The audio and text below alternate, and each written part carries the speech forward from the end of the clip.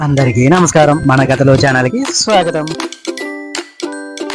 ఈ రోజు మనం చెప్పుకోబోయే కథ బాబర్ చక్రవర్తి కొలువులో తెనాలి. కృష్ణదేవరాయలు విజయనగర సామ్రాజ్యాన్ని పరిపాలించే కాలంలో బాబర్ ఢిల్లీకి చక్రవర్తిగా ఉండేవాడు. రామకృష్ణుడి చిత్రోక్తుల గురించి, తెలివితేటల గురించి ప్రజలు కథలుగా చెప్పుకోవడం విన్న బాబర్కి తెనాలిని చూడాలని కుతూహలంగా ఉండేది.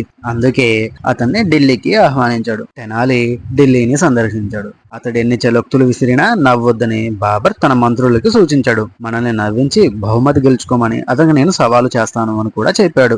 మర్నాడు ఉదయాన్నే సభ ప్రారంభమైంది. తెనాలి తన చతురహాస్యోక్తుల కథలు చెప్పడం ప్రారంభించాడు. కానీ ఎవ్వరికీ పెదాల మీద చిరునవ్వు జాడ కనిపించలేదు. అతను ప్రతి ఒక్కరిని నవ్వించాలని ప్రయత్నించి విఫలమయ్యాడు. ఇక బాబర్ కొలువుకి వెళ్లడం మానేశాడు. బాబర్ ప్రతిరోజు ఉదయం తన ప్రధానితో కలిసి బయట యాచకులకు బంగారు కాసులు దానం చేస్తాడని విన్నాడు తెనాలి. మరునాడు ఉదయం తెనాలి ఓ వృద్ధుడిగా మారువేషం ధరించాడు. ఒక మామిడి మొక్కని పారని తీసుకొని బాబర్ కోసం నది ఒడ్డున వేచి చూడసాగాడు. బాబర్ దగ్గరికి రావడం చూసి మొక్కని నాటడం మొదలు పెట్టాడు. అది చూసిన బాబర్కి వృద్ధుడిపై జాలి. పెద్దాయనా, నువ్వు బాగా ముసలివాడివి అయిపోయావు. ఈ చెట్టు ఫలాలను ఇచ్చే వరకు నువ్వు బ్రతికి ఉంటావా అని అడిగాడు. తెనాలి, ప్రభు, ఇతరులకు ఇవ్వడంలో నాకు ఆనందం లభిస్తుంది. దీని ఫలాలను ఇతరులు అనుభవిస్తారు కదా అన్నాడు. ఆ మాటలకు బాబర్ ఆనందభరితుడై ఒక సంచితో బంగారు కాసులు ఇచ్చాడు.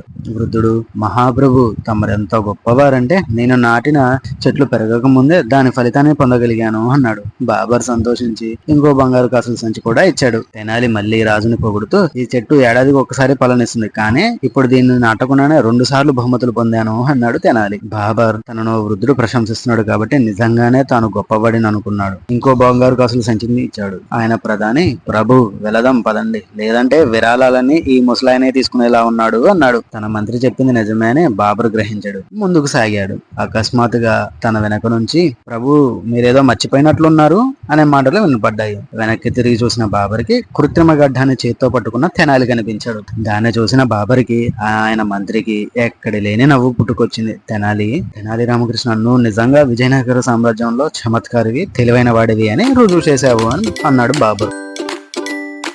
ఇది ఈ రోజు కథ. ఇలాంటి మరిన్ని కథలతో మళ్ళీ మేము ముందుకు వస్తాను. మా యొక్క ఈ కథల ఛానల్ మీకు నచ్చినట్లయితే లైక్ చేయండి, షేర్ చేయండి, సబ్స్క్రైబ్ చేయండి.